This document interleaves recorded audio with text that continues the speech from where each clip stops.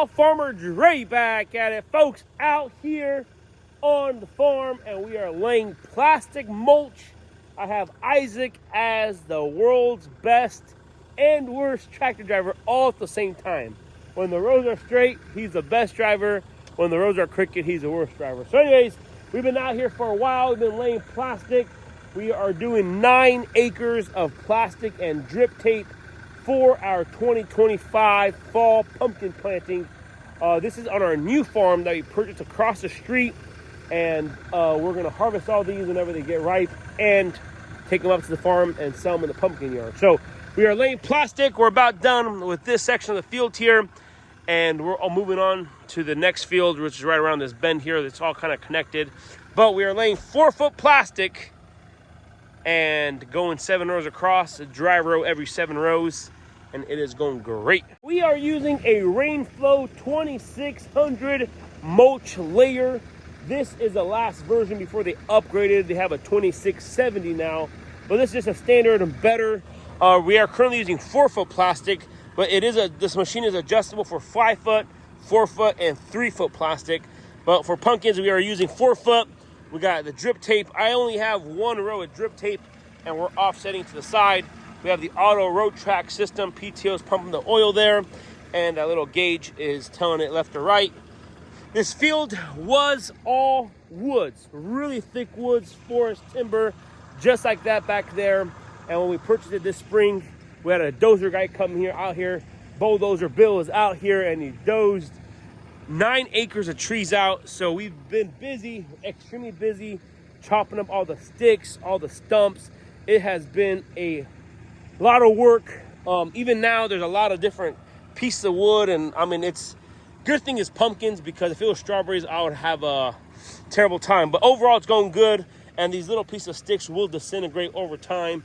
But we got to plant these pumpkins today, and right now. So they're already started. We have Jet in the high tunnel number 3 there. He already started all the seeds and the transplants, and we went ahead and planted about 3 acres, transplanted, but it rained, and now we got dry enough to lay this plastic. So like I said, it is going good, and we'll show you guys how we get it done. Isaac, go ahead. The dirt's already on the plastic here. Drip tape is tied to that rebar there, and Isaac's gonna pull forward, and I'm gonna go ahead and pull down this auto road track there, and we are laying plastic, folks, just like that, getting quick work of it done. I was standing on that chair of the mulch layer, and then I was getting way too hot. That heat from the tractor and the dust and everything, I'm like, you know what, screw that, I'm done. I couldn't resist it anymore, so now I'm just driving the Ranger back and forth here. But yeah, I'm just out here. I just drive along here supervising how everything is looking. The soil on this part of the farm is pretty good. It's not the best, it's not perfect, but it works. And we got a 115 horsepower case pulling it, 4-wheel drive, and we're making quick work of it. So it goes pretty smooth.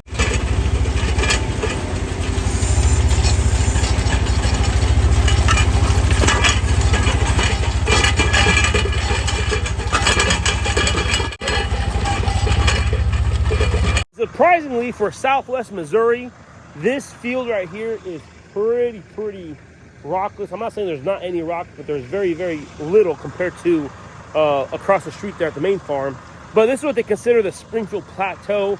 So you can see our neighbor's pasture there. So there's a nice, like, I don't know, 50-60 mile span, and it goes all the way across, and then it goes into the Ozark Mountains down south west of us. But anyways, that's just a little topography story. Anyway, on the end here, I pick up this auto road track wheel, and then I just cut the plastic as much as I can on both sides. Try not to cut the drip tape, and it's pretty thin stuff, so you can cut it up, then always pull the drip tape. Try and do this one-handed here, and then cut it, I don't know, like 3-4 feet, and Isaac will pull forward. I'll grab the shovel and go ahead and mark off put dirt there on the end. He's gonna turn around by the time I do that.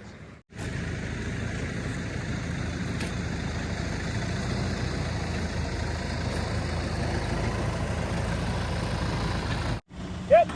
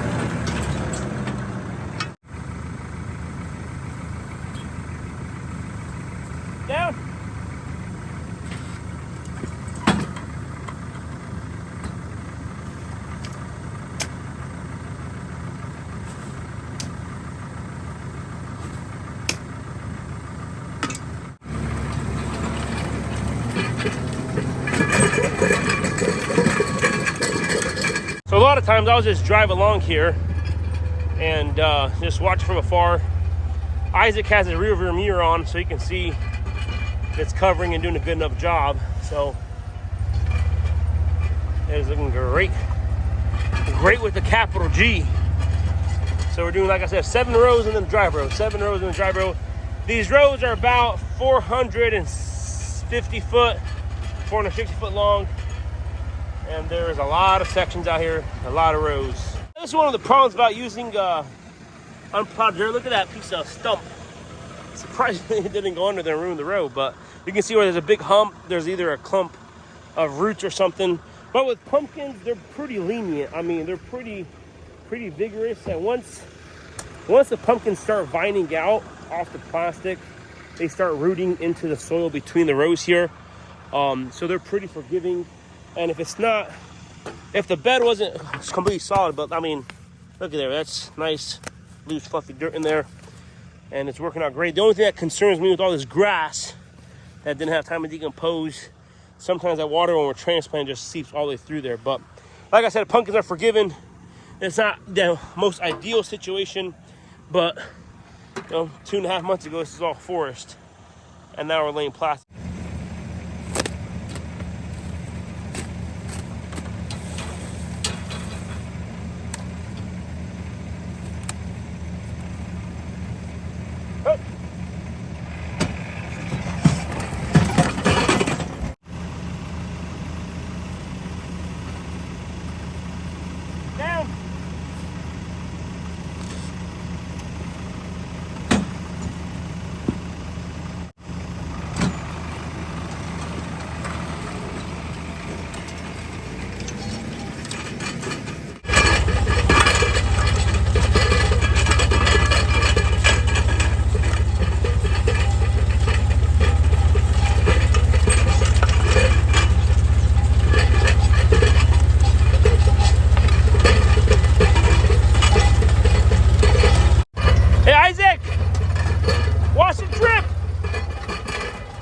Drip tape's almost out there. Oh, I gotta go get a new roll.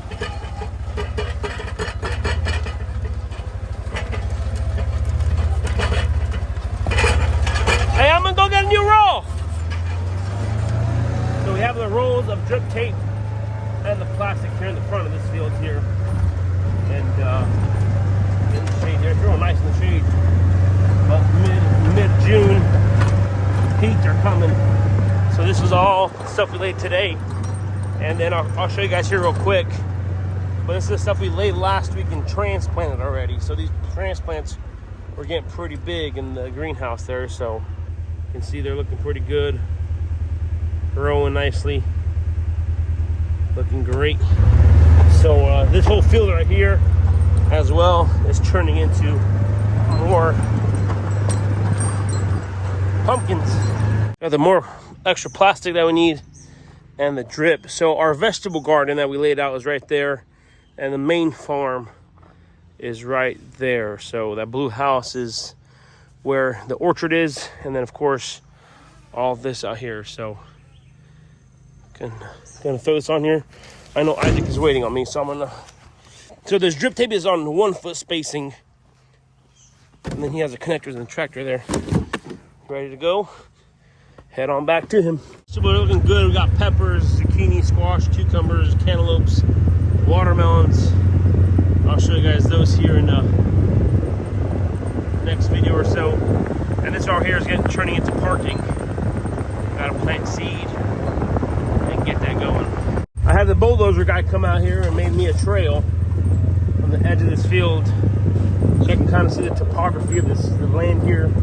Kind of here in the middle, it ravines down, but we'll still get it cleared and leave the bigger trees. And the stuff we can plant on, we'll plant on. The rest, we'll leave it as waterways. Nice and cool here in the woods. Got that shade, that evening. The sun is going down, so it is looking, and not looking, but it just feels good. You can tell it's been a long day here on the farm. But here's Isaac. Back to the field. Tape is on 1 foot center. Every foot there's an emitter. I believe this is a Not really sure. 100 gallons per half gallon per 100 foot per 12 psi irrigation. I don't know. You're just saying numbers at this point. Yep. Makes no difference. The more pressure you put on the drip tape, the more water is going to leak. Out here on our farm with irrigation, we just let it rip, and until it busts, we don't stop putting pressure. We get the row here, make sure the emitters are on top. And then we got to do it this way.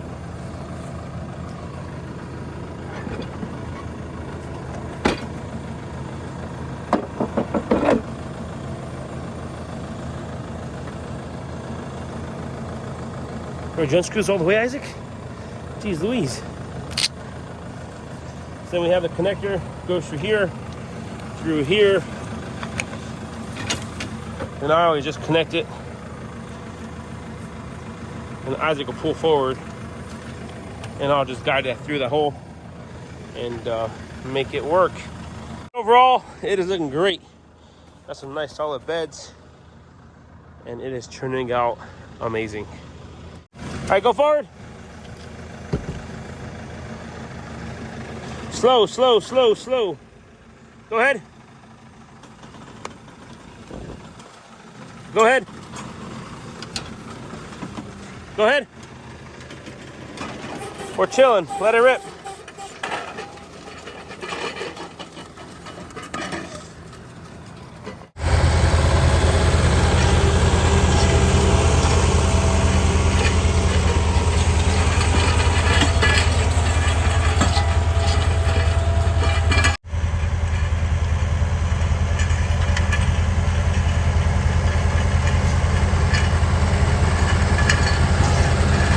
So now we are making a drive row. 7 rows are done, and drive row, and then we will make another section there up into the tree line, and then we'll see about starting on that section there. But yep, making it easy when we harvest.